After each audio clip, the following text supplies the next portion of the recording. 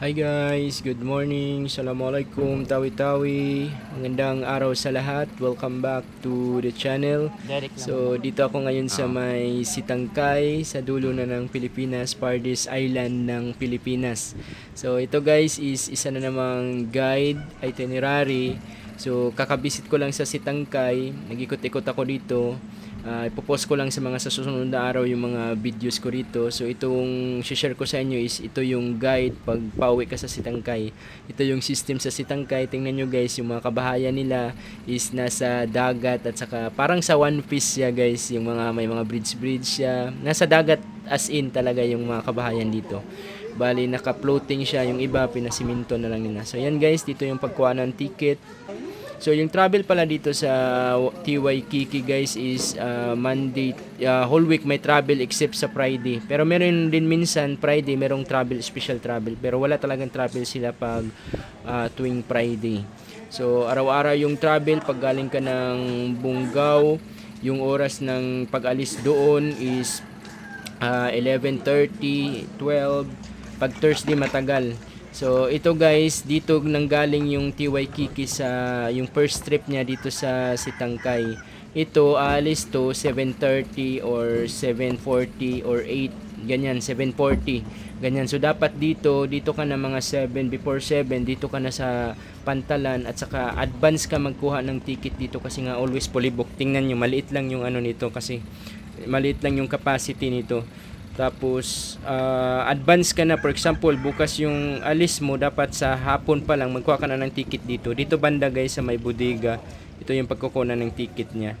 So worth of 1,000 pesos, papunta ka ng Bungaw, back and forth 1,000. Then pag sa Sibuto ka 300. So dadaan pa to ng Sibuto guys, pero pag fully booked to hindi na to dadaan ng Sibuto. Pero merong namang magda-drop sa Sibuto. So yan guys, dalawa yung mag-alis dito, TY Kiki, ito yung blue at saka red.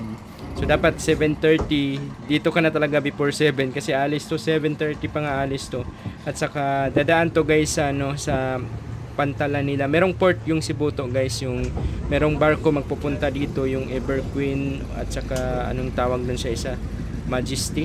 Basta magpunta dito every Friday ng afternoon dito magpunta, tapos Saturday magbalik na naman sa Bungaw.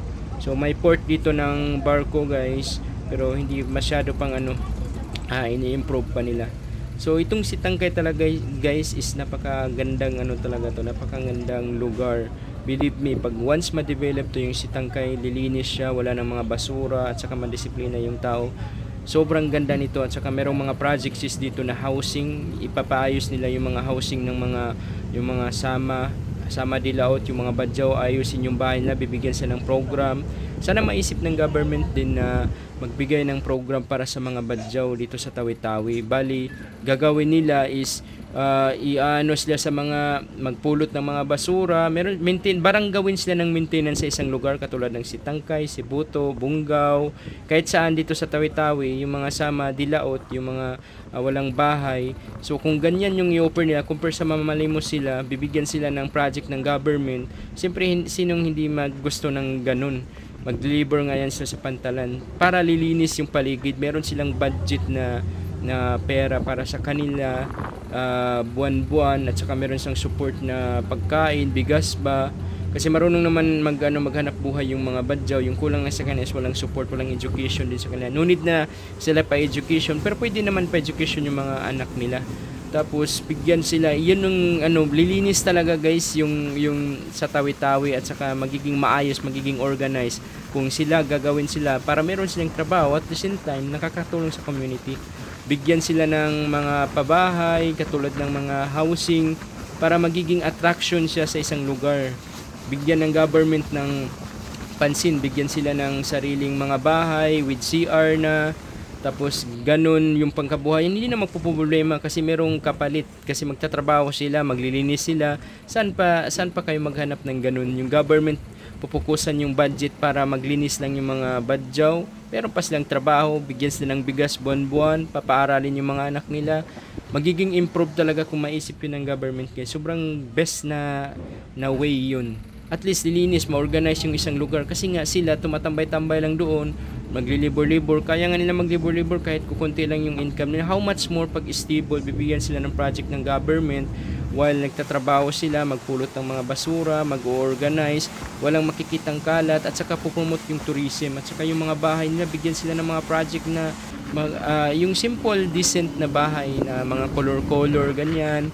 So gaganda yung isang lugar guys pag ganun yung yung system. Sana mangyari yun sa mga in the future. Sana maisipan din yun ng mga local government. Improve yung tourism dito sa Tawi-Tawi. The best to na isla guys, kaso kulang lang ng ng government, kunting push. Meron namang ginagawa yung government pero kunting push pa rin para magiging talaga to siya. Kasi nga hindi patas, hindi pantay din yung isang lugar. Pag yung mamayayaman, yun lang yung may mga resort, yun lang yung nagbe-benefit. Dapat nagbe-benefits din yung mga mahirap, katulad sa mga badyaw, katulad sa mga tao dito na may kabuhayan sila, para maka-afford sila sa mga resort, maka-afford sila sa isang lugar, gaganda yung lugar, maraming magpupunta na turista, i-improve yung tourism, at saka maraming trabaho yung magawa sa ganun. Pag organize yung isang lugar, malinis, maraming ma-attract, very peaceful yung Tawi-Tawi so far. 90% to 99% very peaceful yung Tawi-Tawi, ayaw ng gulo. Sana continue yung ng government nito, yung project nila na peaceful naman talaga sa Tawi-Tawi guys, ayaw ng dito. But of course meron naman talang kaguluhan. So yun na nga guys, yung Bungaw, especially Bungaw, maraming mga badyaw dito, mga badyaw sa Madilaot, yun yung bigyan ng pansin, katulad sa Jambatan, sa port, sa Chinese Pier, sobrang maraming kalat na basura, maraming dyan, mga basura, hindi organized. So kung bigyan ng mga pansin yung mga badyaw, instead na naglilibor-libor sila doon, naghihingi ng pera, why not anuhan ng government, i-adapt sila, bigyan ng bigas bulan-bulan, bigyan ng sahod nila, at saka yung trabaho lang nila is ng basura, maglinis, parang gawin silang utilities sa buong municipal. Believe me, sobrang malaking tulong yun kung maisipan lang yun ng government. I-improve pa dito sa yung Bungaw. May ma-assign sa Capitol, may ma-assign sa mga highway, may ma-assign dito sa mga port, sa mga Jambatan, Chinese Pier, para pagtingin ng pag ma-attract diretso yung tourism. At saka bigyan sila ng mga pabahay na yung mga color coding para hindi siya magiging distraction sa isang lugar. So I hope na sana mangyari yun guys, yung mga natin, yung mga plan natin. Hindi naman tayo gobyerno, pero I think magandang solusyon yun. Katulad sa Davao kasi, yung mga basura kasi binibili yung basura, kaya yung mga tao hindi ng basura, tinatago nila tapos binibenta nila. So malinis talaga yung Davao. Ganun yung system. Pero I think meron din ako napansin dito sa Bungaw, meron ng ganun na system. Binibili na yung basura. And it's improving, mashallah, alhamdulillah kung ganun yung nangyayari. I think in the near future, mga 5 years from now, 2 to 3 years from now, i-improve to yung yung Bungaw. Magandang to guys, magiging city to siya guys, kung maraming project, yung bridge, gawa ng mga bridge, yung mga inter-island, magko-connect. Sobrang ganda ng guys. Kung maayos lang yung pagka-progress niya, tuloy-tuloy yung progress sa Bungaw, sobrang ganda. So ayun guys, yun lang naman sa atin, hindi naman tayo gobyerno. Yan sa ating mga comment lang as tourist dito. Matagal na rin ako dito nanirahan sa Bungaw, 4 years na rin ako dito nanirahan. So napi-feel ko din, meron ding improvement naman yung isang lugar. Yung Bungaw hindi ganito ka lively dati. Lively naman talaga dati yung Bungaw, pero may mga na-improve dito. Merong bagong tulay, at saka luminis din yung yung Bungaw guys. Malinis yung Bungaw, luminis siya. Sana tuloy-tuloy na magiging disiplinado yung mga tao. At saka meron talagang importante dyan, meron talagang maintenance sa isang lugar. Kasi pag walang maintenance, na mahirap yung ganun. So sana sa mga next generation, maraming building na nadagdag, bagang city na talaga yung Bungaw guys. Sana continue yung pag-improve. At saka dadami yung mga tourism, yung mga nagbabalak dito pumunta sa Tawi-Tawi, safe na safe dito. Maraming i-assist kayo ng tourism dito. Punta lang kayo sa local tourism sa may munisipyo. Maraming mapagstihan dito sa Bungaw, maraming hotel dito. Tanong ka lang sa tricycle, 30 pesos yung pamasahe dito sa tricycle. Pag malapit, 25 pesos. Hindi parang Sambuanga na mahal.